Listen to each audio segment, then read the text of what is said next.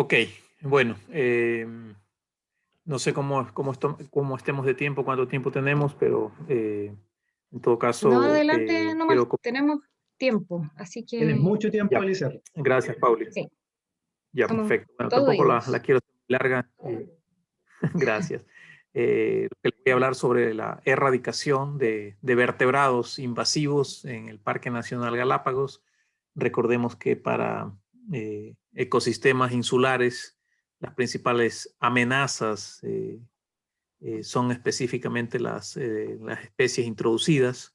Tenemos ejemplos muy claros de lo que ha pasado en Hawái, de lo que ha pasado acá mismo en Galápagos. Entonces, una de las prioridades a nivel de islas siempre está relacionado con especies invasivas. Y vamos a ver qué pasa si esto continúa. Ok.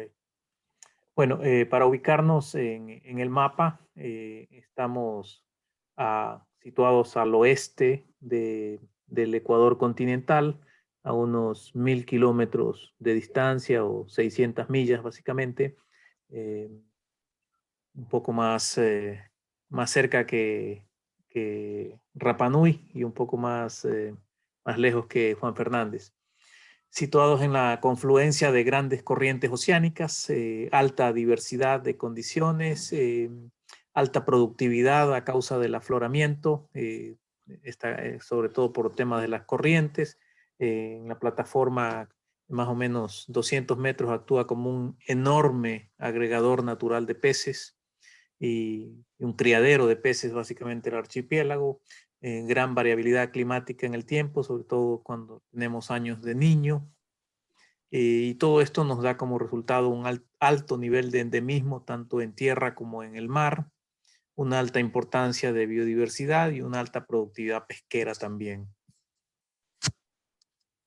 Las principales corrientes que condicionan el clima de Galápagos principalmente es estas corrientes que vemos aquí, la fría de Humboldt, que viene desde el sur, o corriente del Perú que le llamamos, y la corriente que hace su aparición, esta fría, desde los meses de junio hasta octubre, noviembre, y luego hace su aparición la corriente que viene desde el Golfo de Panamá, cálida y que pone muy caliente a las islas, con la influencia de una subcorriente ecuatorial o corriente submarina que viene desde el oeste hacia el este, y quizás una de las más importantes por la riqueza que genera esta corriente de Cromwell, ya que al ser es, es, eh, viene arrastrando o eleva todos los nutrientes al chocarse con las islas, eleva todos los nutrientes a la superficie y genera una gran cantidad de upwelling o afloramientos, generando una riqueza impresionante, sobre todo en el oeste del archipiélago, aunque se derrama también hacia el norte y hacia el sur del archipiélago. Está conformado por 127 islas que van desde 0.01 hectáreas a 460.000 hectáreas, como el caso de Isabela. En total suman alrededor de 8.000 kilómetros cuadrados. El 97% de estas 761.844 hectáreas es parque nacional. El área poblada la vamos a ver acá. Tenemos 4 islas pobladas. Esta de aquí, San Cristóbal, que es la capital. Santa Cruz, que es la isla más poblada, donde estoy también ahora trabajando. Isabela, y cada una tiene dos o tres asentamientos, uno en la parte costera, como aquí lo vemos, y otra en la parte alta. Los primeros colonos obviamente se asentaron principalmente en las zonas húmedas, con el objeto de tener agua, de poder sembrar. Entonces las poblaciones fueron paulatinamente trasladándose a la costa, pero los primeros asentamientos fueron en las partes altas. Y Floriana, que tiene una población muy pequeña de 160 habitantes, y es la isla donde yo nací también.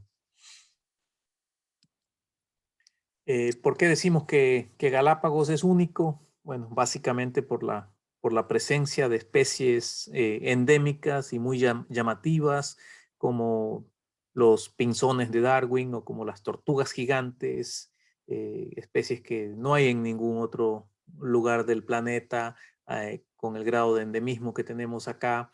Eh, también la gran teoría de la evolución que fue, digamos, remarcada o comprobada por Charles Darwin aquí en sus 5 semanas que pasó aquí en Galápagos, hacen que este archipiélago realmente sea único, con paisajes de fauna y flora únicos.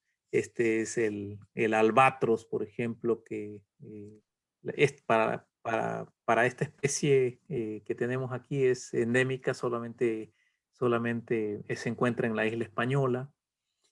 Paisajes únicos como los de Bartolomé que salen en todas las postales, las iguanas terrestres y también arrecifes coralinos, aves, reptiles, mamíferos y otros organismos marinos. El cormorán no volador que vemos aquí, que se encuentra al oeste de Isabela, que por la cantidad de alimento perdió su capacidad de volar. Tenemos los mismos cormoranes en el Ecuador continental, pero todos son voladores.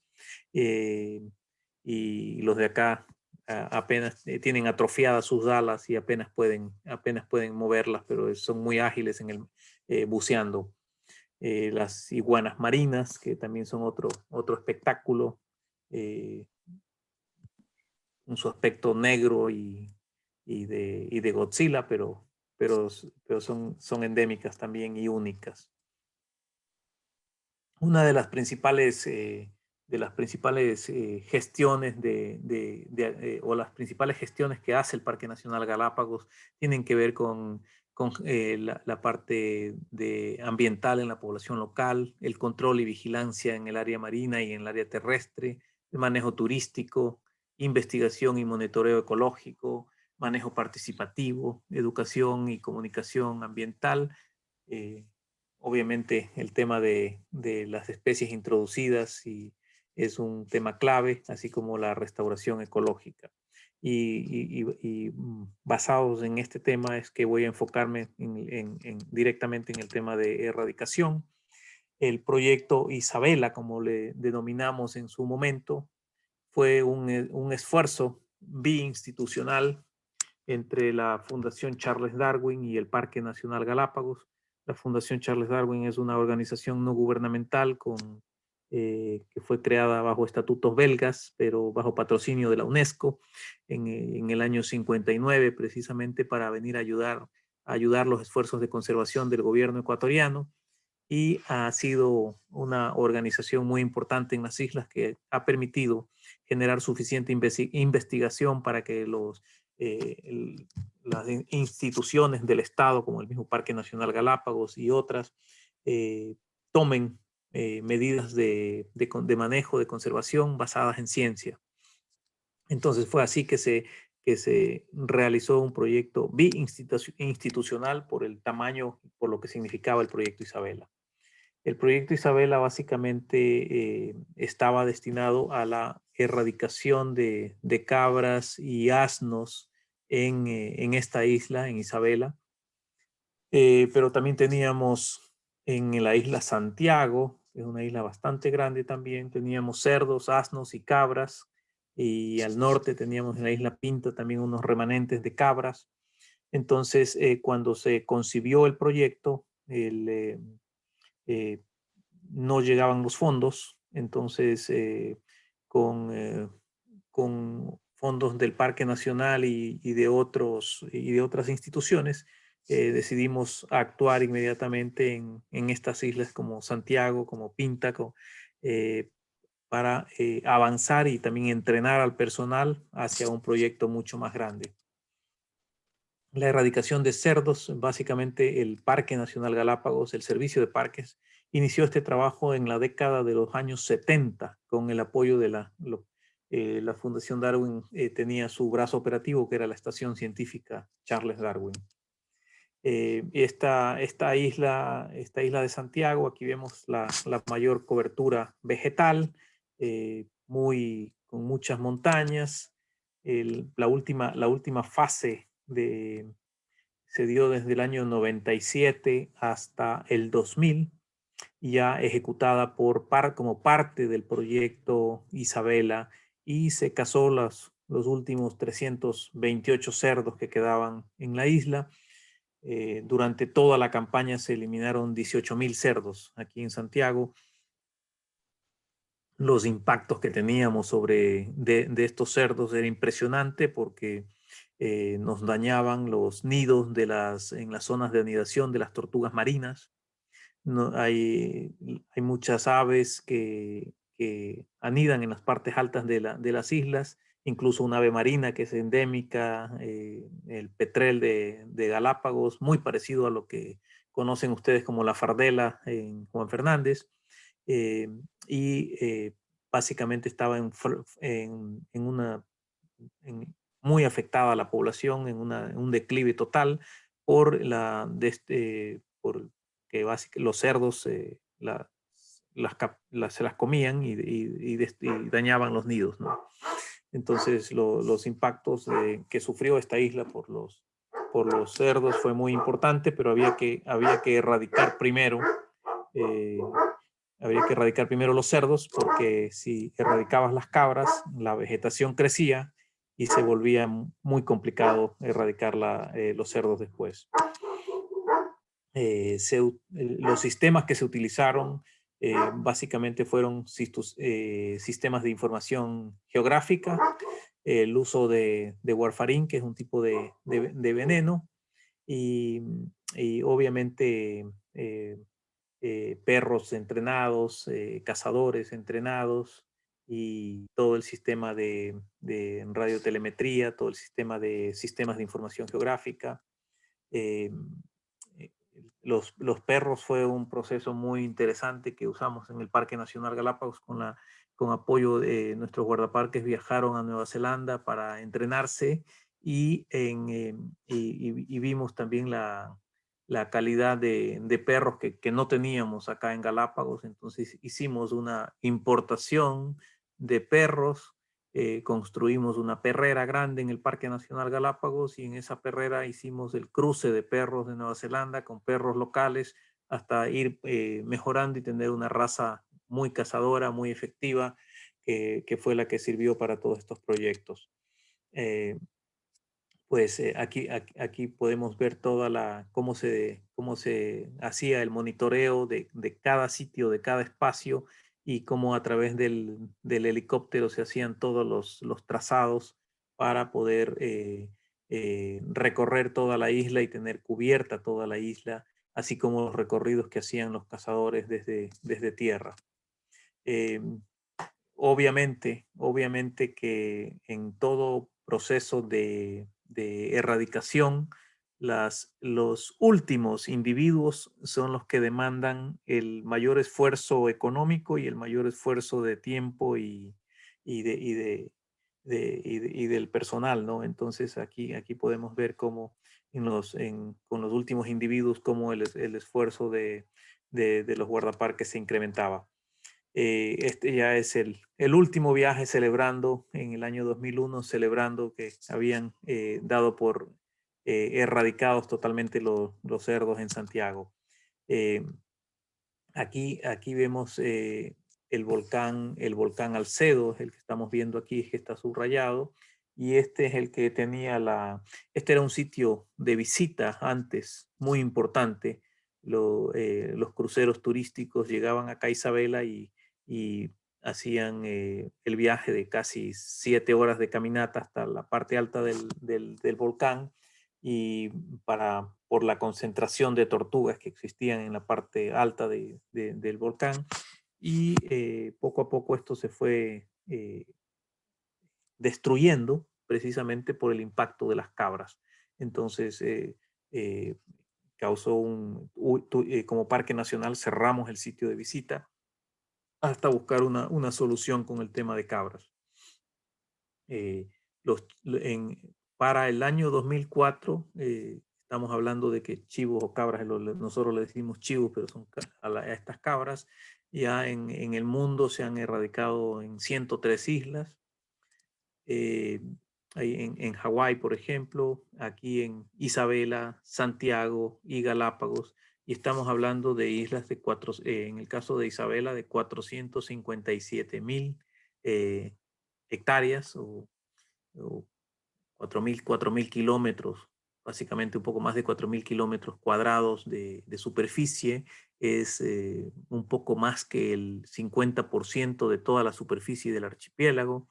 Islas como Santiago con 58.000 hectáreas, son bastante grandes. Y al 2019 este número se ha incrementado y ya tenemos 173 islas en el mundo que han sido erradicadas las cabras. ¿Por qué Isabela? La importancia de Isabela es que tiene más del 50% de la superficie terrestre, tiene poblaciones representativas, el 66% de plantas que están en esta isla son endémicas, 40% de los vertebrados son endémicos, más del 60% de remanentes de tortugas gigantes. Recordamos que Galápagos tenía una población muy grande de tortugas gigantes, se calcula entre 500 y 600.000 tortugas gigantes, y estas fueron tremendamente diezmadas por piratas y balleneros por los años 1600, 1700, tanto de la presencia de piratas ingleses como piratas franceses. Fue muy fuerte su presencia aquí en Galápagos como centro de operaciones. Entonces, y también venían a aprovisionarse del alimento y de la carne de tortuga gigante. Entonces, muchas de estas poblaciones colapsaron y hoy con gran esfuerzo se ha hecho una restauración de estas poblaciones en casi todas las islas, pero Isabela sí mantenía estos remanentes muy importantes de tortugas gigantes. Aquí vemos que la amenaza de las cabras era impresionante, erosión del suelo. Muchas veces encontrábamos tortugas atrapadas en hoyos porque se rodaban en el volcán precisamente por lo erosionado que estaba el suelo. Eh, También los chivos ayudan e incrementan la dispersión de plagas.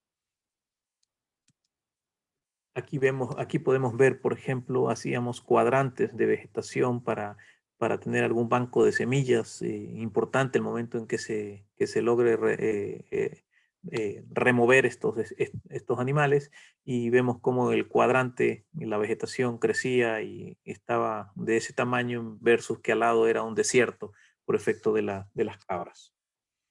Eh, las estrategias que se usaron, bueno, básicamente lo que les decía, cacería con perros, cacería aérea con helicóptero. Esto fue muy importante dado el tamaño de las islas. El uso de radiotelemetría, el uso de sistemas de información geográfica en todas las etapas. Había un personal muy entrenado trabajando permanentemente en todo el tema de sistemas de información geográfica y cubriendo y revisando qué espacios quedaban sin cubrirse. Aquí, bueno, básicamente este fue el campamento que se montó en la isla Isabela para poder tener hasta el helipuerto, para poder operar con el helicóptero. Aquí todos los recorridos que se hacían, el uso de radiocollares para identificación de las cabras. La capacitación fue algo muy clave. Uno de los pilares fundamentales de este proyecto fue que se contrató personal joven de las islas y fueron muy capacitados en el uso de armas, en cacería desde helicópteros. Entonces hubo un proceso de capacitación muy fuerte que efectivamente dio resultados muy positivos, tenemos que tener en cuenta que teníamos en tierra personal con armas haciendo cacería con perros, en helicóptero personal también con armas trabajando y haciendo cacería desde el aire. Entonces, la coordinación que debía existir para estos proyectos básicamente era tipo militar. Había que tener un orden completo para evitar cualquier tipo de desgracia que pueda ocurrir o algún tipo de inconveniente por la cantidad de armas de grueso calibre que se manejaban. Aquí otra vez con el tema de entrenamiento en manejo de armas, capacitación al personal local, manadas de cabras en la isla Isabela versus las poblaciones de tortugas con muy poca vegetación alimentándose. No solamente la vegetación rastrera, sino vegetación ya árboles como estos. Encontrábamos a cabras trepadas básicamente en los árboles tratando de conseguir el alimento. Vistas aéreas de las cantidades de cabras que existían, manadas enteras. Lo que se necesitaba para este proyecto era tener una embarcación rápida que pueda ir hacia el lugar del campamento, embarcación oceánica del Parque Nacional que permitía hacer el traslado de los perros, también una embarcación que fue construida específicamente con un helipuerto para poder transportar el helicóptero y traerlo desde el continente hasta las islas y muchas veces moverlo entre las islas. Aquí tenemos ya la cacería desde las islas. Y bueno, este es el caso de Santiago, cómo se dividía por secciones para poder ir haciendo la erradicación, bueno, primero de cerdos y después de cabras. Entonces fue un tiempo que tomó bastante largo el poder trabajar con la erradicación de Santiago hasta que lleguen los fondos para el proyecto Isabela.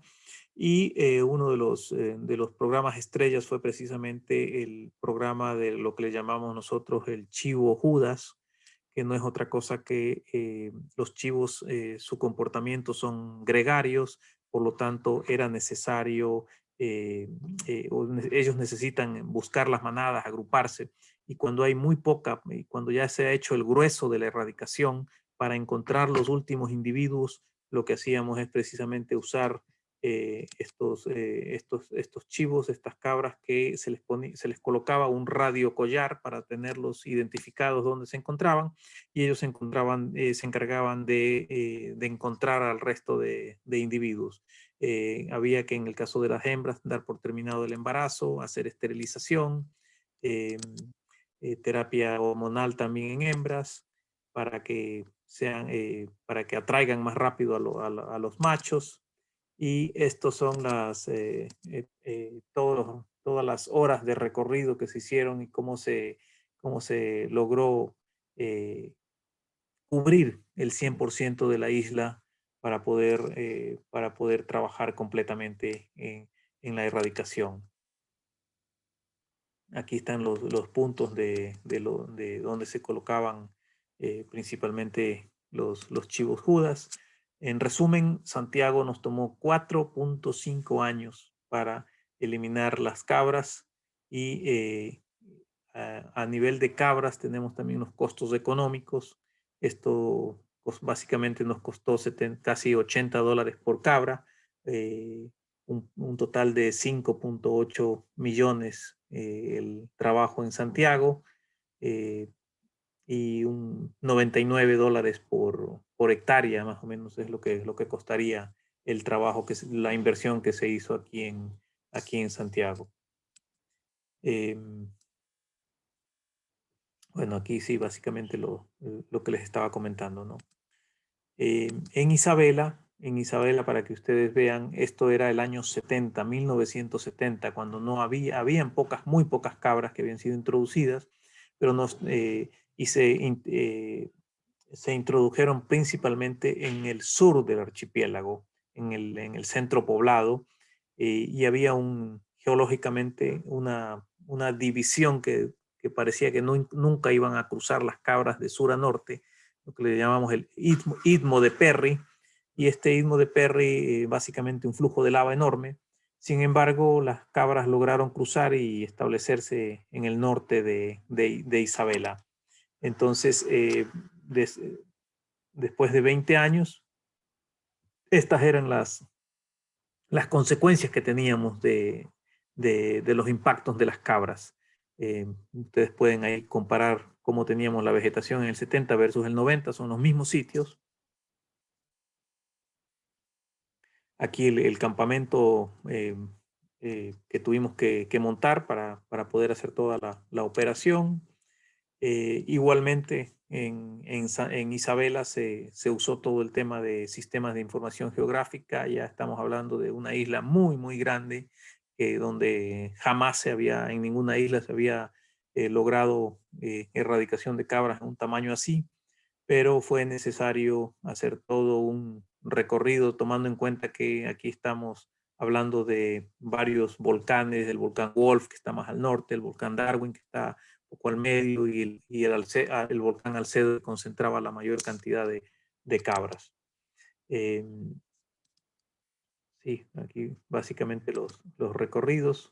En total el esfuerzo de Isabela fue ya entre el 2004, con dos años completos y también ya la comprobación de la erradicación en el año 2000. Fueron más de 2.000 horas de sobrevuelos que se hicieron en toda la isla para poder cubrir absolutamente todo. Aquí los guardaparques trabajando con radiotelemetría para la ubicación de los chivos Judas. En resumen, Isabela se logró erradicar en el norte, en el volcán Wolf, en el volcán Ecuador, perdón, el menos del 1% de cabras es lo que se encontró. En el volcán Wolf se encontró el 13% de cabras, en el volcán Darwin el 13% y en Alcedo la mayor parte, el 70%, y en esta parte sur, el 4%. Este es el istmo de Perry que originalmente se pensaba que no iban a ser capaces de cruzar las cabras de sur a norte. En total fueron 57.900 cabras eliminadas, 2 años de esfuerzo, 3.6 millones. Aquí ya fue mucho más efectivo, $8 por hectárea es lo que se calcula que se invirtió. Aquí podemos verla en Galápagos, como la importancia del norte de Isabela comparado con el resto de islas, ¿no? Plaza Sur, por ejemplo, una isla pequeña de 3 hectáreas, se erradicaron 5 cabras en el año 61.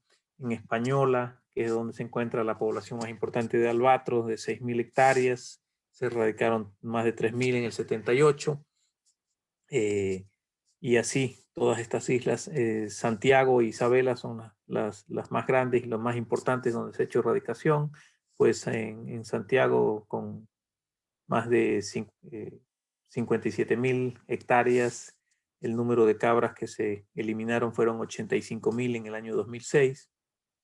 Y en el norte de Isabela, con básicamente 240.000 hectáreas, se eliminaron 75.000, alrededor de 75.000 cabras en el año 2006 también. Y este es el cuadro general de toda la erradicación en las principales islas de Galápagos. Otros proyectos que también consideramos que son factibles, que estamos trabajando en ellos. Ya en Galápagos los hemos hecho en algunas, la erradicación de ratas, por ejemplo, que se logró en la isla Pinzón y en Seymour Norte, al nivel mundial en otras 17 islas. El ratón, el pequeño, el músculos en la isla de Plazas y en otras 49 islas a nivel mundial. Gatos en la isla de Baltra, en la isla de La Plata en Ecuador, más otras 85 islas que también han sido erradicadas. Islas, esto es importantísimo, islas con habitantes. Esto es mucho más complicado y más complejo, pero se han logrado ya hacer erradicaciones de roedores en 3 islas, en 12 islas asimismo con habitantes de gatos. Y la ventaja de esto es que es una solución permanente. Se incurre en costos una vez y los beneficios son a largo plazo. Esa es la diferencia entre erradicación y control. El control es un gasto permanente y que no tiene los mismos efectos que una solución como es la erradicación completa. Pues, de dónde nació este proyecto? Primero, como les mostré yo en las imágenes, este desastre ecológico que surgió entre los años, a partir del año 70 y 90, eh, los mismos visitantes nos reportaban que básicamente encontraban más cabras que tortugas gigantes. Científicos que monitoreaban el área veían cómo la vegetación se estaba destruyendo. No habían fondos para hacer trabajos de control de erradicación y erradicación. Teníamos que atender Santiago, que también tenía problemas de cerdos y de cabras.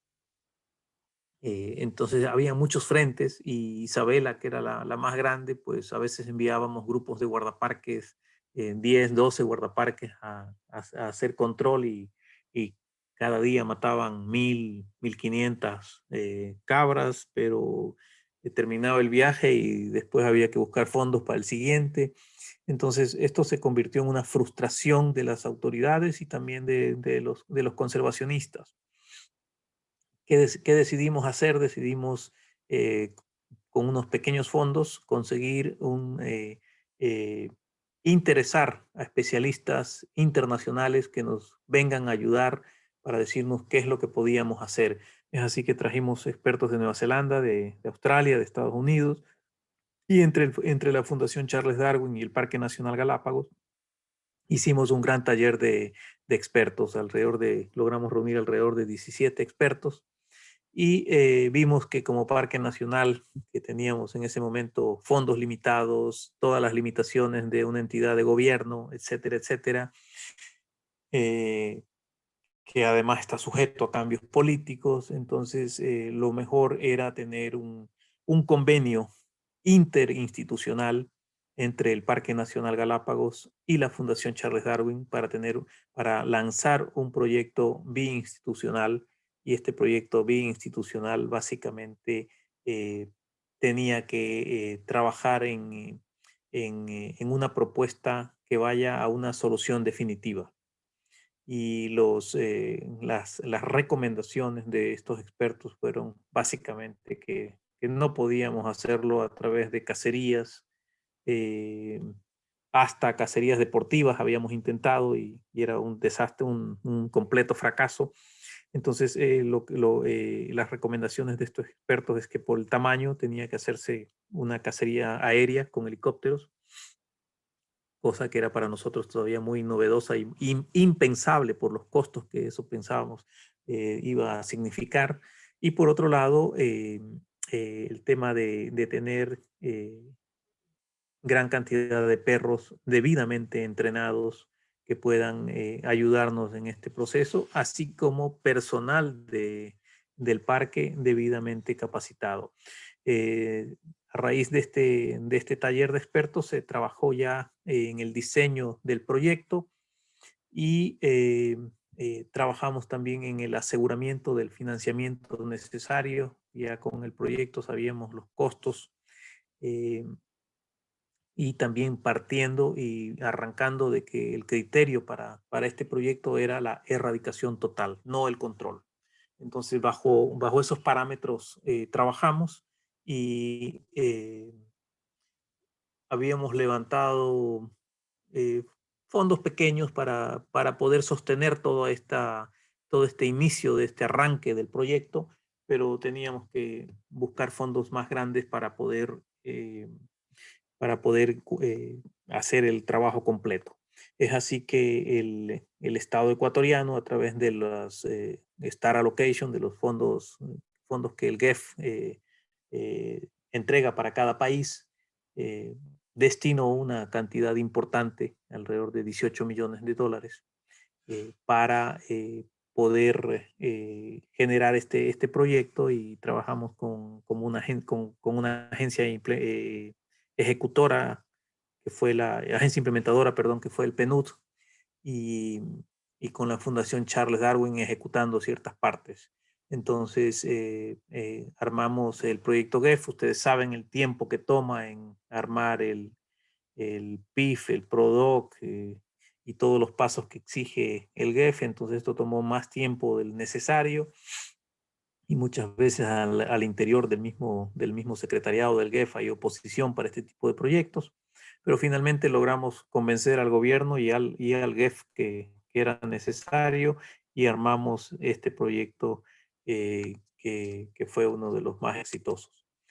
Yo creo que las claves del proyecto para avanzar frente a los cambios políticos, porque tuvimos muchas dificultades en este aspecto, es que logramos desde el inicio concretar una alianza público-privada. Esto fue muy importante para sostener el proyecto, y aquí el convenio entre el Parque Nacional y la ONG, en este caso la Fundación Charles Darwin. El otro punto importante fue que el financiamiento del propio GEF, que no pasa por las arcas fiscales. Entonces sí tienen que haber contrapartes y todo, pero siempre hay una agencia calificada como implementadora y ejecutora. Entonces eso quita un poco de presión sobre la gente que trabaja en el gobierno. Otro de los aspectos claves fue la concienciación local que se hizo sobre este proyecto. Algo que no he escrito aquí, que no he puesto, es que otro de los errores que se cometen cuando se tratan de campañas de erradicación es hacer comercial estos productos, ¿no? Entonces era muy fácil sucumbir ante, pero ¿cómo es posible que tanta carne, el país pobre que necesita proteína, vamos a estar desperdiciando estos animales? Hay que aprovechar la carne, hay que hacer cacería y tener cazadores, y esto va a generar economía. Eso es otro de los errores que se pueden cometer para estas campañas de mezclar la parte netamente del fin ecológico versus proyectos que puedan confundirse con proyectos que puedan ser eh, económicos interesantes para las comunidades. Entonces hubo la campaña de concienciación explicando precisamente todos estos problemas. También trabajamos muy fuerte en un empoderamiento del proyecto en el Ministerio del Ambiente, al nivel de mandos medios, porque a nivel de subsecretarios y viceministros y ministros siempre están cambiando. Otro de los aspectos importantes fue el tener un monitoreo constante, garantizando la eficiencia del proyecto y reportando permanentemente los avances para entusiasmar a los tomadores de decisiones. Otro de los aspectos que ayudó al empoderamiento fue precisamente contar con cazadores locales bien entrenados. Y también manifestarles que coincidentemente este proyecto aguantó todos los peores embates de la política ecuatoriana, porque en esos momentos tuvimos muchos gobiernos en un solo año. Los gobiernos no duraban nada, básicamente. eh, eh, a partir del año 2003, por ejemplo, hubieron varios ministros de Estado, hubieron creo que 3 gobiernos. Entonces fue una época de inestabilidad tremenda en el Parque Nacional, en el Ecuador. El mismo Parque Nacional, yo salí del Parque Nacional en enero del 2003, y yo había permanecido 8 años como director, y en menos de un año en el parque hubieron como 8 directores más. Entonces, esto podía poner en riesgo, y en un lapso muy corto hubo un director del parque que paralizó las acciones de cacería del proyecto, pero esto pudo ser subsanado precisamente por lo que les comentaba anteriormente, de este impulso que había a través de la Fundación Charles Darwin, que actuaba bajo convenio. Pues las lecciones sobre este proyecto es que antes de iniciar un proyecto de erradicación es necesario contar con el 100% de financiamiento asegurado, contar con una línea base de información que permita observar y documentar los cambios luego de finalizado el proyecto de erradicación, incluso para que sirva para poder promocionar estos proyectos a otras zonas. Bueno, los chivos Judas en efecto son una gran herramienta de apoyo para lograr erradicación en poblaciones de cabras, ya sobre todo en la última fase. El proyecto Isabela en general fue una fuente de capacitación y desarrollo de capacidades institucionales en las que precisamente ahora nos encontramos en otro proyecto casi de la misma envergadura, que es el proyecto Floriana. Floriana no por el tamaño de la isla, pero sí porque va a ser la isla más grande a nivel mundial donde se va a hacer erradicación de roedores. Entonces, se han puesto todas estas enseñanzas del proyecto Isabela para este siguiente proyecto en Floriana. El desarrollar e implementar proyecto Isabela fue de forma conjunta con la fundación, fue una experiencia muy enriquecedora de trabajo y que ha permitido replicar estos esfuerzos similares, aunque no en la misma magnitud, con la misma Darwin o con otras organizaciones, en este caso el Parque Nacional, ahora trabajando con Island Conservation. Las erradicaciones de vertebrados a gran escala, estamos convencidos que son posibles y el tamaño de islas no es un factor limitante para vertebrados. Aprovechar todas las técnicas, tecnologías existentes y nuevas y sobre todo es estar abierto al tema de innovación constante que cada avanza mucho más rápido, ¿no? El trabajar en islas que tienen comunidades es un gran reto. Nosotros tuvimos en Isabela, Isabela Sur tiene una población de alrededor de 2.000 personas, pero tuvimos que hacer ahí un trabajo muy, muy fuerte porque había una oposición a la erradicación de cabras en la isla Isabela. Entonces fue todo un desafío trabajar con la comunidad de Isabela y ahora es todo un desafío trabajar con la comunidad de Floriana para el tema de erradicación de ratas y gatos. Aquí unas fotografías de los cuadrantes, de cómo la vegetación estaba impactada por los roedores, cómo ya en el 2007, en el 2010 empieza a recuperarse la vegetación en la isla Isabela, sobre todo, que es la más grande. Ya estas son fotos mucho más alentadoras. Créanme que yo había salido del parque en el 2003 y en el 2006 fui invitado para hacer el sobrevuelo de confirmación de que ya no habían cabras y asnos en la isla Isabela. Y la verdad que debo confesar que me puse a llorar al ver algo que me parecía imposible y cómo se estaba recuperando la isla. Aquí nuestro principal personal, como digo, gente local, gente de aquí de las islas que fueron debidamente entrenados y capacitados y que fueron increíbles trabajadores día y noche en el campo. Eh, había todo un ejército de personas trabajando en los diferentes aspectos y el equipo núcleo que les presentamos aquí, que fue realmente el grupo de los cazadores que permanecieron todo el tiempo en todas las etapas de estos proyectos. Eh, Hasta ahí mi presentación y podemos pasar a las preguntas.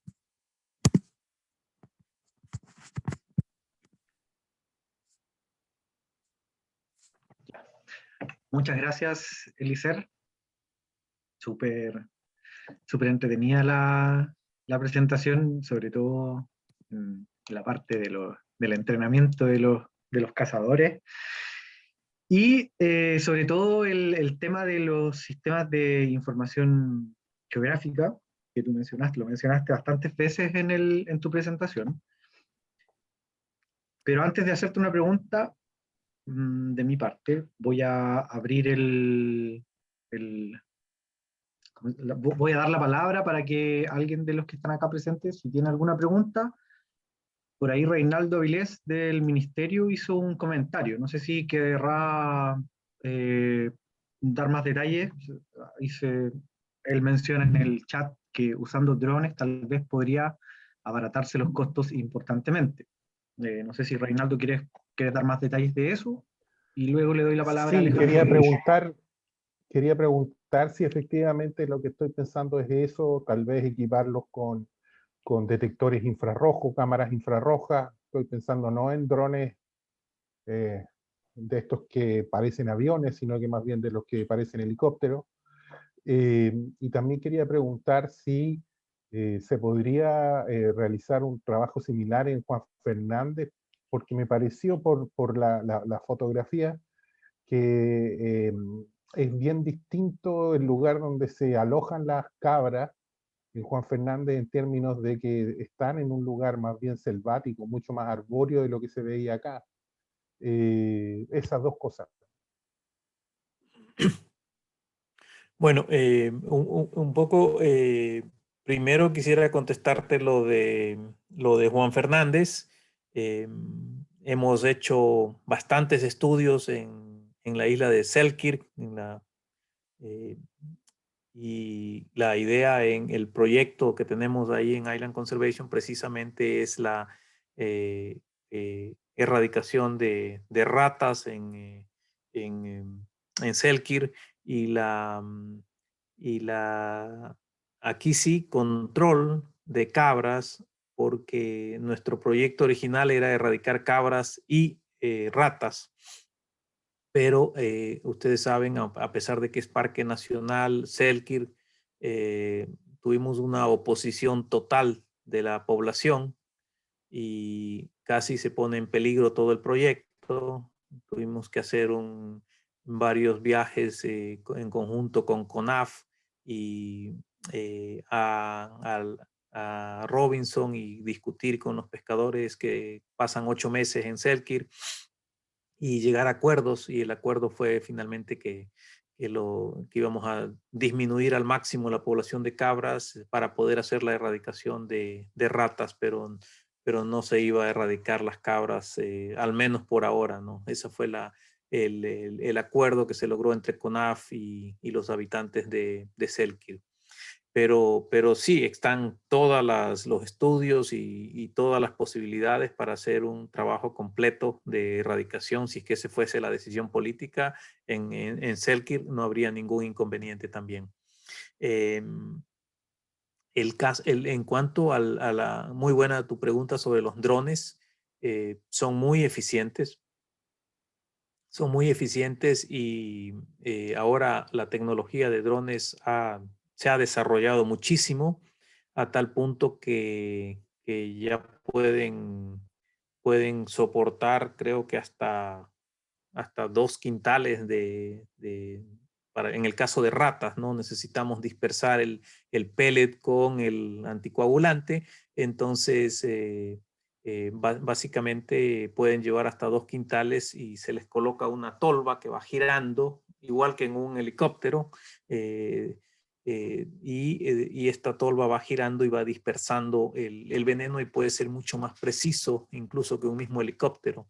Entonces nosotros ya hicimos la primera prueba en la isla Seymour Norte con la erradicación de ratas, una isla pequeña, erradicación de ratas aquí en el año 2019, y fue muy, muy efectivo el trabajo que normalmente hacían en alrededor de un mes los guardaparques. Fue reducido a una semana. Se podía cubrir muy rápido toda la isla y además con precisión, hacer todo el sistema de información geográfica, tener todos los recorridos. Entonces, muy eficiente. Y para el proyecto en Floriana teníamos contemplado también la contratación de helicópteros para cubrir toda la isla, y hoy estamos haciendo una reducción importante de presupuesto, trabajando con una empresa de Nueva Zelanda que nos va a proveer de los drones, y ya no son drones a batería, sino que son básicamente unos helicópteros, como ustedes dicen, helicópteros no tripulados, funcionan con combustible incluso, y eso nos abarata muchísimo los costos, ¿no? Entonces puede funcionar muy bien el tema de drones. Perfecto. Alejandro, luego Jonathan, y luego viene una pregunta de Ricardo Sáez de Cernapesca. Así que dale, Alejandro. Gracias, Felipe. Gracias, Eliezer, por la presentación, bien interesante. Mencionaste dos cosas muy importantes en este tipo de proyectos, que es el trabajo con la gente a través de la capacitación de los cazadores y a través del trabajo con la comunidad, para que se sienta un poco más familiarizado, acepte el tema de matar animales, básicamente. Después del proyecto, ¿evaluaron cuál fue la percepción de la población local cuando ya sacaron todos estos animales y la percepción también del turismo que se estaba haciendo ahí? Y sobre la misma aprovecho, ¿qué pasó con el personal capacitado, con los cazadores? ¿Qué están haciendo ahora que terminó el proyecto? Gracias. Gracias. Sí, bueno, el monitoreo que se hacía en el caso de Isabela y de Santiago era antes de los programas de erradicación, durante los programas de erradicación y al final. Entonces se pudo ver los cambios efectivamente. Y a nivel de percepciones de la población, originalmente había una percepción bastante baja en cuanto a apoyar estos programas masivos de erradicación y, estos con el trabajo comunitario, con el trabajo de educación ambiental que se hizo en las diferentes islas, explicando, fue cambiando y al final del proyecto fue no tengo los números, pero fueron muy positivos a nivel de población, el resultado favorable de apoyo a la erradicación. Obviamente, Galápagos cuenta con una planta de más de 600 guías naturalistas, que son son biólogos, son gente muy capacitada, entrenados por el parque para guiar, hacer la interpretación natural y cultural de las islas a todos los grupos de visitantes que vienen. Entonces, obviamente que los guías estaban totalmente impresionados por las campañas de erradicación y obviamente apoyando. Todavía no se ha reaperturado el sitio de visita oficialmente en la isla Isabela. En Santiago sí han continuado con los recorridos, por ejemplo, y ahí en Santiago hay un sitio muy famoso que es el Puerto Egas, donde se hace un recorrido costero y básicamente ahí los guías se encontraban con poblaciones de cabras, entonces siempre hacen su interpretación y su cuento de que todo el éxito del proyecto y que ahora ya la vegetación se ha recuperado y ya se pueden incluso ver iguanas terrestres en esa zona. Entonces ha sido muy positivo también para el turismo, ha sido positivo para la naturaleza, pero yo creo que todavía nos queda... Todavía nos queda oposición para poder hacer trabajos de erradicación de cabras en islas pobladas como Santa Cruz. Todavía hay mucha dependencia de las zonas agrícolas que son cazadores, que salen a hacer cacería, que quieren su cabrito, su chivito para el domingo. Entonces todavía nos cuesta llegar y poder tener una erradicación completa a nivel de cabras en Galápagos. Pero en general, pero la percepción de la gente, el apoyo ha subido muchísimo. Creo que cubrí todas tus preguntas, no me acuerdo si había alguna más. Sí, gracias. ¿Qué hacen? ¿Qué hacen los ¿Qué están cazadores, haciendo no? los cazadores ahora? Sí. Sí, la mayor parte de este grupo de cazadores que fueron entrenados y trabajaron para el proyecto fueron reinsertados como guardaparques. Y trabajan ahora como parte del Servicio de Parque Nacional como guardaparques. No todos, otros se retiraron, hacen otros trabajos, pero la mayoría se fueron incorporados como guardaparques y siguen siendo un personal muy muy importante para los trabajos de campo del Parque Nacional.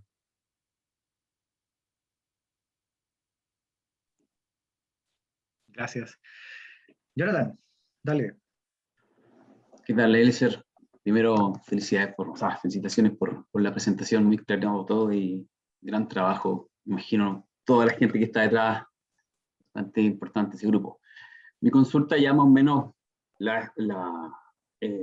algo has dicho, pero es con respecto a la percepción de la comunidad, sobre todo estás trabajando con ganado doméstico, que tiene un uso tanto por las comunidades, imagino, en la isla. Con respecto a lo mismo, me imagino que hubo algún tipo de... La comunidad no estaba tan a favor en su momento, si existió algún tipo de bonificación o incentivo económico para este tipo de personas que estaban un poco en contra de los programas, conociendo que ellos pueden hacer uso de ese tipo de animales.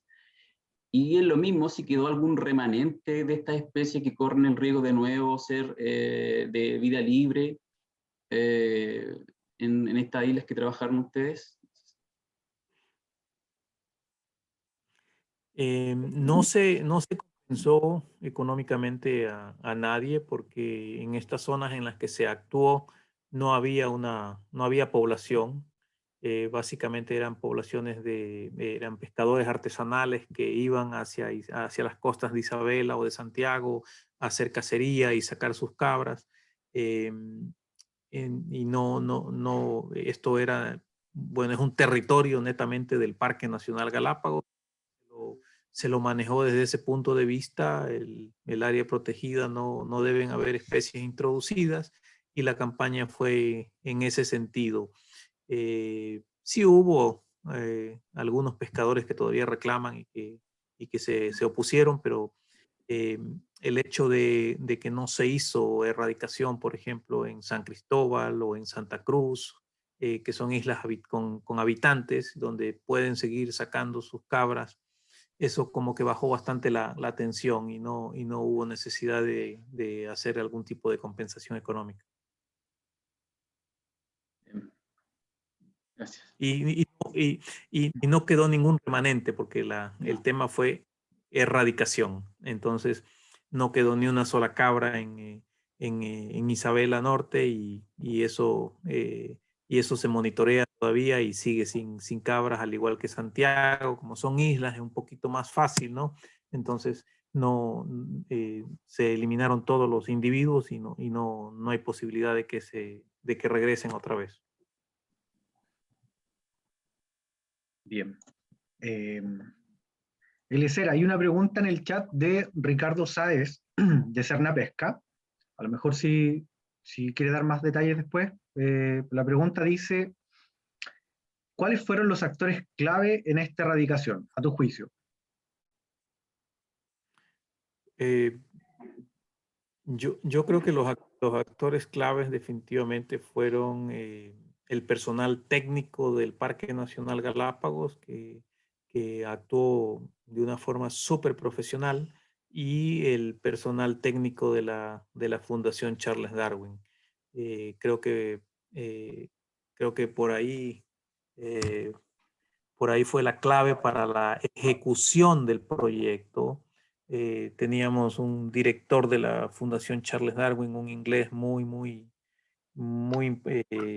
innovador, y bueno, modestia aparte, pero muchos dicen que el hecho de haber trabajado en conjunto entre el parque, yo estaba como director del parque y el director de la Darwin, y haber arrancado este proyecto y armado el proyecto de esa forma, fue algo clave para poder dar una garantía en el tiempo. A pesar de que yo ya en el 2003 me había retirado, el proyecto pudo continuar y poder sostener sobre todo esta inestabilidad política que había.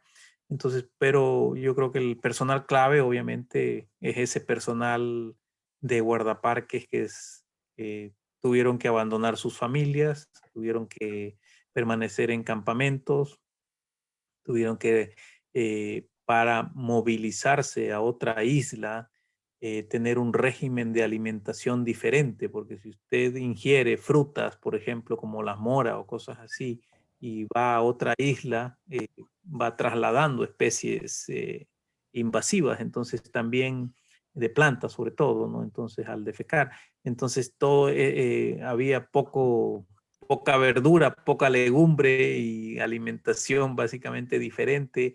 Entonces creo que para mí ese grupo de cazadores fueron los actores principales. Muchas gracias, Eliezer. Te quería preguntar, ¿y los servicios públicos? Dentro de la misma Servicios públicos, en el marco de la misma pregunta. sí, el Parque Nacional es un servicio público, ¿no? No, no, pero me refiero a los servicios públicos, no sé cómo se llamarán allá, el equivalente a, no sé, a CONAF, Servicio Agrícola Ganadero, o lo que sea. Si hubo participación, digamos, del Estado en esto. El Parque Nacional es el Estado. Ah, ya, El perfecto. Parque Nacional es como decir la CONAF, digamos, la dirección del Parque Nacional Galápagos es lo mismo que la CONAF en Chile, ¿no? Entonces, la dirección del Parque Nacional Galápagos, que pertenece al Ministerio del Ambiente, era la que estuvo involucrado desde el inicio en este proyecto y fue la que actuó. Entonces, no había otro servicio público porque el 97% es Parque Nacional Galápagos, entonces es jurisdicción del Estado ecuatoriano a través del parque. Perfecto, muchas gracias. No, de nada. Y hay una pregunta de Reinaldo, pero no sé si es a Eliezer o a nosotros. Pero bueno, yo ahí Es la voy a como más leer. para Dice, ustedes, parece. sí, parece, ¿no? Dice, respecto al manejo de castores en Magallanes, dado que es muy distinto el ambiente y la conducta del animal, ¿qué aspectos habría que observar y adaptar para su erradicación?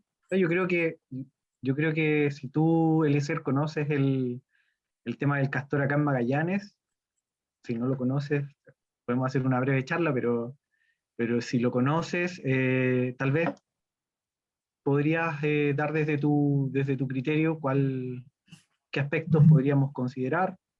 Nosotros ya tenemos ya harta experiencia como proyecto y también como país, porque antes del proyecto GEF ya se estaba realizando cierto tipo de experiencias en lo que es el estudio del comportamiento del castor, el estudio en el control, acciones de control, pero lo que apuntamos a futuro o lo que queremos lograr, no sé cuándo, pero lo queremos en nuestra visión, es la erradicación. Entonces, desde esa perspectiva, la pregunta de Reinaldo te la hacemos a ti.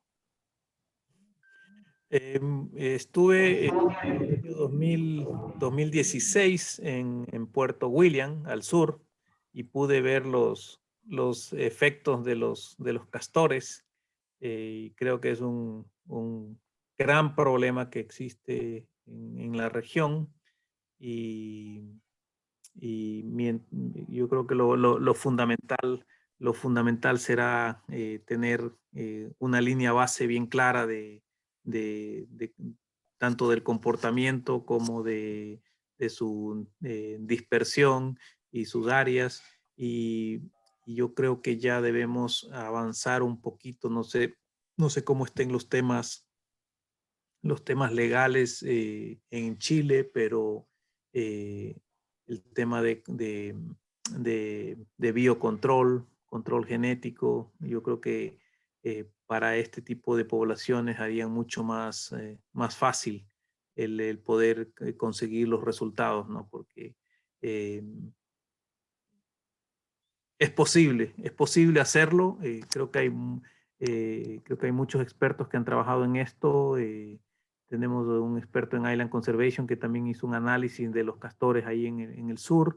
El financiamiento es muy alto, pero tal vez con temas de ingeniería genética yo creo que ya se podría ir avanzando un poco más rápido.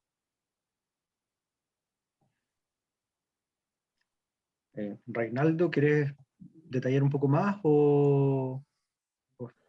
Sí, me llamó la atención. ¿De qué aspecto genético estamos hablando? ¿Irradiación de macho? Eh, eh, no sé qué técnicas se utilizan, ¿no? Mi ignorancia más total y absoluta. Pero más que nada yo estaba apuntando a que, claro, las cabras andan en un lugar aparentemente relativamente abierto y no se veía muy boscoso. Los castores tienen un movimiento, un comportamiento no gregario, uno podría pensar, bueno, no se mueven mucho, contratando un comando del ejército, ¿no? Haciendo que hagan sus tesis para obtener ciertos grados, que vayan y les vuelen las castoreras, no sé, pero eso es, estaba pensando en qué herramientas usar, no sé, drones que depositen algo, porque aparentemente es un animal que se mueve relativamente poco, y se establece en un lugar. Entonces pareciera que teniendo, no sé, un buen equipo de tiradores, no sé si con bazooka, no sé, pero eso quería mirar cómo la operativa para poder destruir a estos individuos.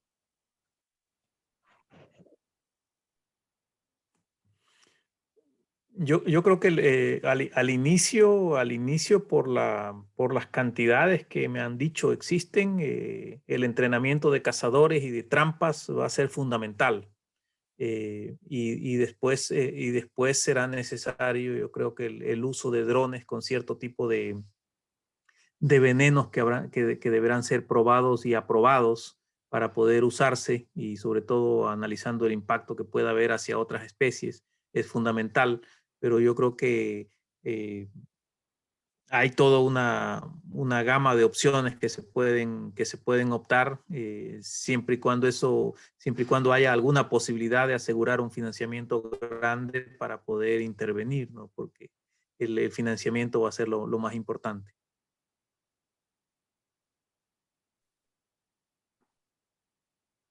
No, ¿y la genética, cuál era la arma exacta de la técnica? No, ahí habría que investigar cuál es la más efectiva, ¿no? Si es radiación, si es algún otro tipo de técnica que pueda ser eficiente para estos casos, pero en la parte genética habría toda una gama que se podría explorar. Estamos haciendo lo mismo con las ratas, todavía no tenemos una respuesta clara de qué se podría hacer con las ratas, pero el momento en que descubramos el ratón de oro, digo yo, va a ser un bingo grande. Gracias. Paulina, tú tenías una pregunta también. Dale. Sí. El ejemplo de Galápagos era súper interesante para nosotros por el hecho de compartir esta cultura latina, ¿verdad? Que a veces, claro, uno puede escuchar cosas de Nueva Zelanda, de Europa y de distintos lugares donde este tema está mucho más avanzado, pero aquí nos une una especie de cultura y dentro de eso también un formato de gobernanza o de toma de decisiones o de distintos eh, pros y contras de compartir esta como cultura. Y en ese sentido quería preguntarte, ¿cuáles de las lecciones aprendidas que ustedes tuvieron en Ecuador crees que podría ser utilizada en Chile en temas de gobernanza? Por ejemplo, algún formato particular que tuvieron de instancias de comunicaciones o de toma de decisiones entre los participantes o con la comunidad local, como qué cosas crees tú que efectivamente podrían ser casi copiar y pegar, dado que estamos en una misma área geográfica, entre comillas? Sí, aunque las condiciones son bastante diferentes, el tipo de especies Claro. es diferente, eh, pero creo que de alguna manera, y por lo que sucedió hace unos años también en otro país muy similar como es Costa Rica, en la isla del Coco, donde había el financiamiento para la erradicación de cerdos y venados y cerdos y venados básicamente en la isla del Coco, y hubo una mala decisión de un funcionario de gobierno al momento en que hubo el cambio de gobierno, y todo se echó a perder, y después de eso la población de Costa Rica, que me parece que bastante similar a la de Chile, muy animalista, ha tenido oposiciones muy drásticas a temas de matar animales, ¿no? Entonces quizás eso puede ser uno de los grandes desafíos a vencer, a pesar de ser animales nocivos y que van a terminar dañando todo el ecosistema, pero hay que lidiar con estos temas. Entonces creo que por un lado el tema de trabajar solo desde los servicios públicos es un gran desafío. Yo creo que las alianzas públicos-privadas son las que pueden dar más garantía, y me refiero a alianzas públicas, a alianzas en la parte privada, me refiero a organizaciones no gubernamentales que puedan permanecer en el tiempo un poco más allá de los funcionarios públicos. Entonces, creo que por ahí puede ser algo que tal vez funcione mejor para la gobernanza, al menos de este tipo de proyectos, porque hay cambio de gobierno, hay cambio al menos en Ecuador es borra y va de nuevo todo a veces. Entonces, el dejar la mayor cantidad de tiempo empoderados los proyectos es clave, y muchas veces los mandos medios, que no son los que cambian, son a veces los que más se oponen o quieren hacer menos trabajo. Entonces, por lo tanto, mientras menos el problema le des, van a estar más felices y quieren hacer lo menos posible, ¿no? Entonces, ahí el trabajo de empoderar a los mandos medios, de aceptar el trabajar con otras organizaciones más del sector privado, fue eficiente para el caso Galápagos. Oye, y un poquito en continuación con la pregunta, quizás, lo que pasa es que creo que hay una situación similar con Galápagos y Magallanes, donde esto está como a nivel regional, es como debería ser llevado el proyecto, pero ¿qué tanta importancia le atribuyeron o necesitaron en realidad ustedes desde Galápagos, desde los niveles centrales de las organizaciones gubernamentales principalmente? Si bien Galápagos es súper independiente, ¿qué tanto tuvieron que recaer, digamos, en la ayuda, confianza, apoyo, etcétera, de los niveles centrales? A pesar de que fue solo un servicio público, en nuestro caso son varios los que estarían participando. Un poco, ¿cómo fue esa interdependencia?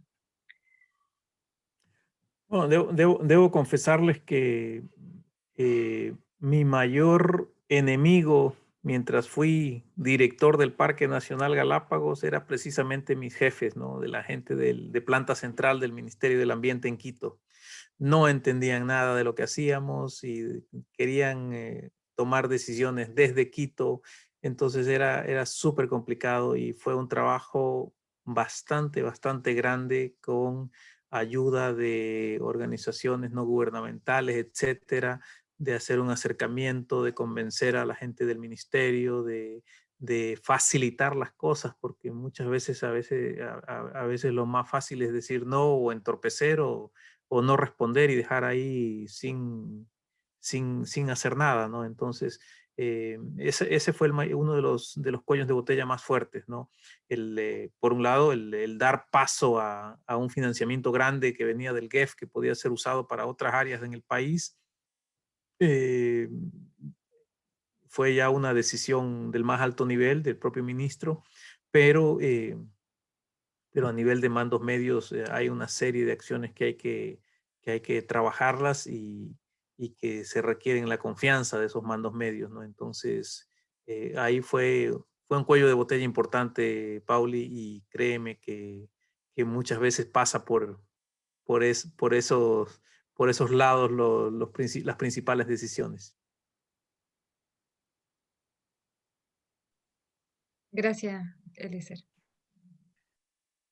Bueno, a mí me quedaba una pregunta en el tintero, pero yo creo que estamos saturando a Eliezer con preguntas. No, tranquilo, no hay problema, no se preocupe. Tiene que ver más con lo de sistemas de información geográfica. Lo mencionaste mucho en tu presentación, y me queda claro cuán importante fue para ustedes en lo que fue la logística, en lo que fue el monitoreo. Te quería preguntar cómo hicieron este registro e ingreso de información en estos sistemas de información geográfica. ¿Elaboraron algún tipo de plataforma?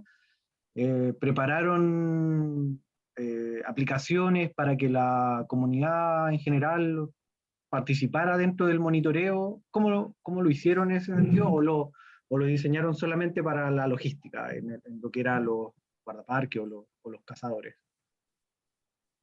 Básicamente fue solamente para la logística, Felipe. Fue una herramienta muy útil para sobre todo el esfuerzo que debía hacer tanto la parte de personal en tierra como la del helicóptero y las horas y el uso de las horas del helicóptero, ¿no? Entonces, básicamente, como te digo, fue una herramienta que a través de los GPS del helicóptero, a través de cada personal en tierra iba con su GPS y poder tener toda esta información basada en bajarla inmediatamente a la noche en la computadora y transferir a la oficina central y revisar y mapear.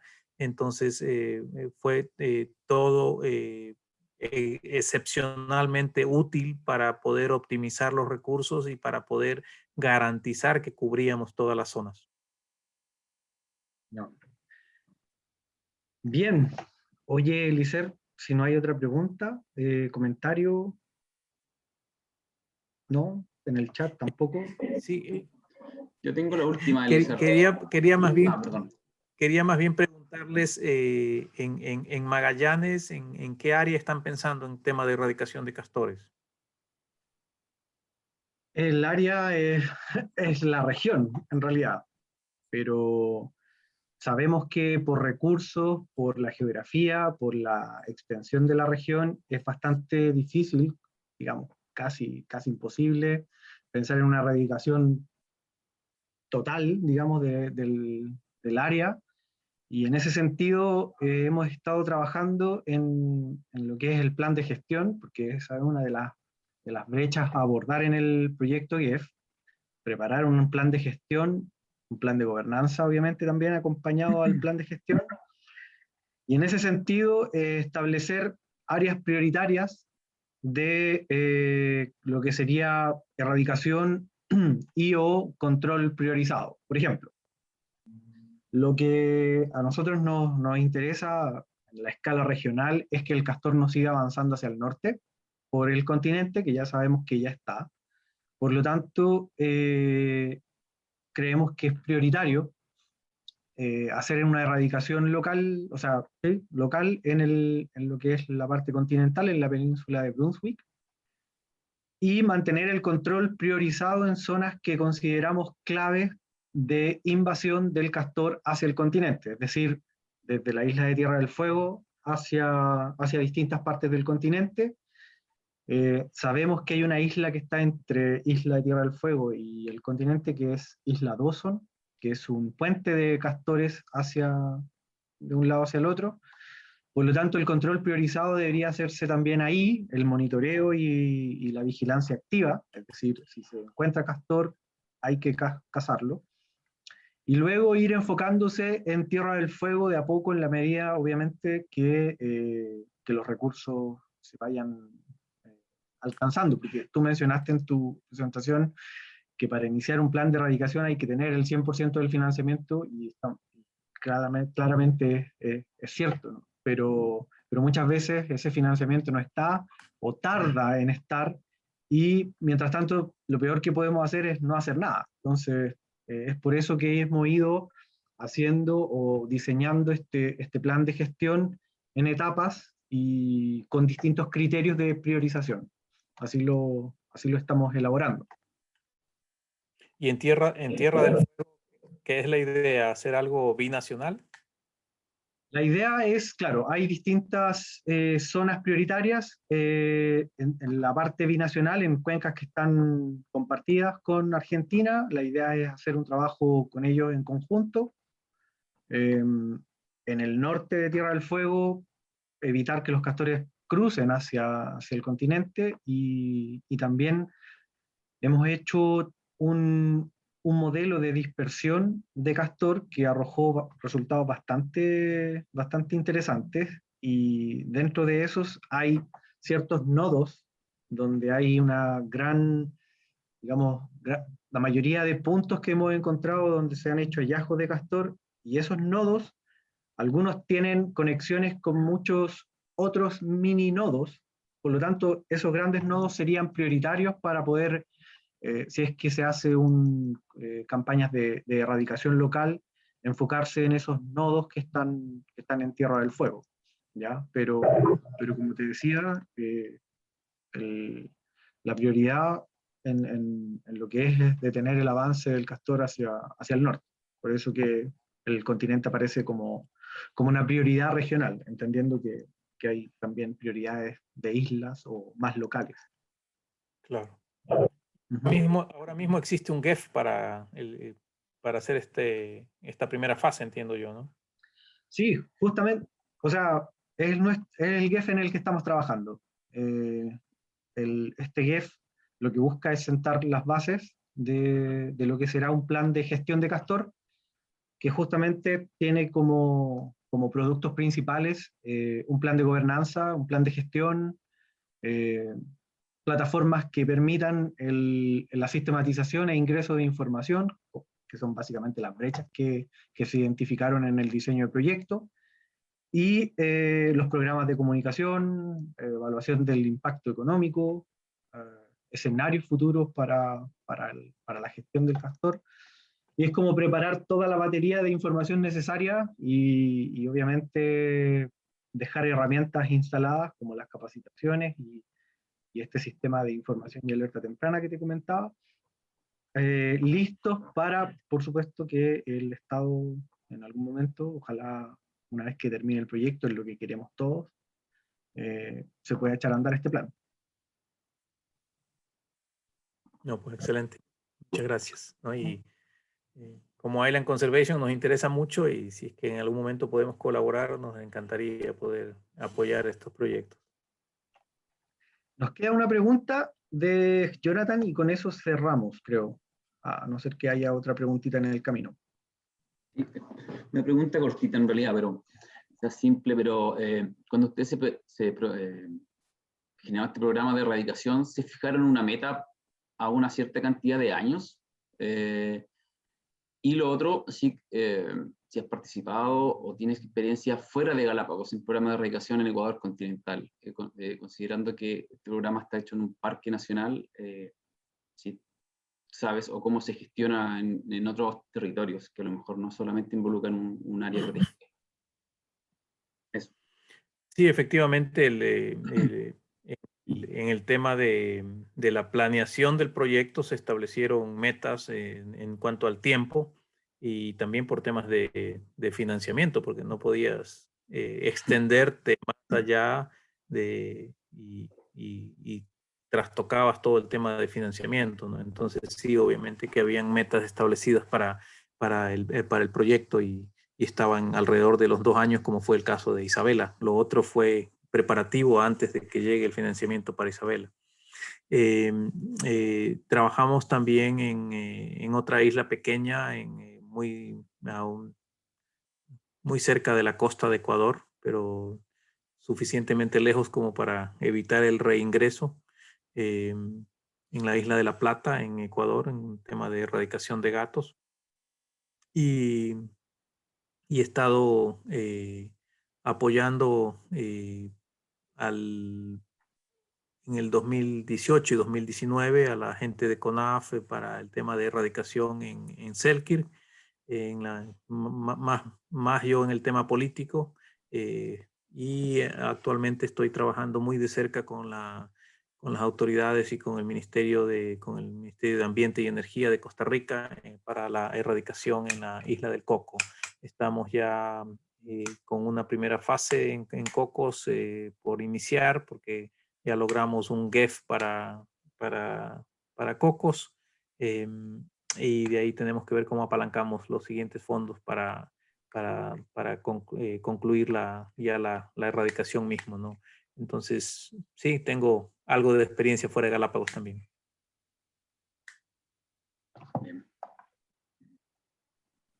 Súper. Oye, le doy la palabra a Paulina, pero yo quería agradecerte y felicitarte por el trabajo.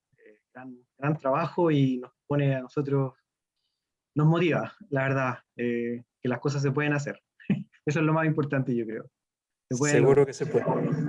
Gracias. Pauli, te doy la palabra para que cierres y estamos. Sí, quería agradecerte, Eliezer, por el apoyo. Tú siempre, y Island Conservation en general, siempre está ofreciendo apoyo y colaboración. Esto ya es una gran ayuda para el proyecto EF y para todos los que estamos acá en la reunión que participamos en distintos lugares del territorio nacional.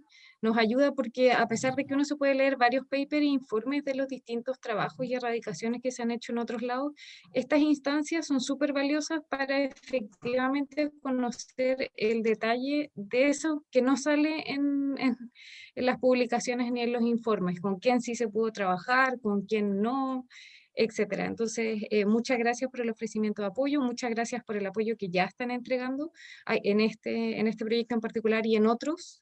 Contarles a los que están aquí también que con Island hemos hecho erradicaciones ya en Chile, en otros lugares. Ellos han trabajado con CONAF en otros lugares también, entonces son socios como nacionales ya de varios servicios públicos. Así que muchas gracias. Seguramente te vamos a estar molestando para algunas otras cosas, así que nada, solo agradecer. Y si necesitas cualquier cosa de nosotros, aquí estamos también. Así que muchísimas gracias. No, pues encantados, un gusto. Muchísimas gracias a todos por escucharme y les deseo los éxitos más grandes para el proyecto. Muchas gracias. Muchas gracias, Que estén Eliezer. bien. Que estén muy Gracias. bien. Y todos que estén muy bien. Cuídense. Muchas gracias. Chao, chao. Gracias. Chao a todos. Chao. Chao.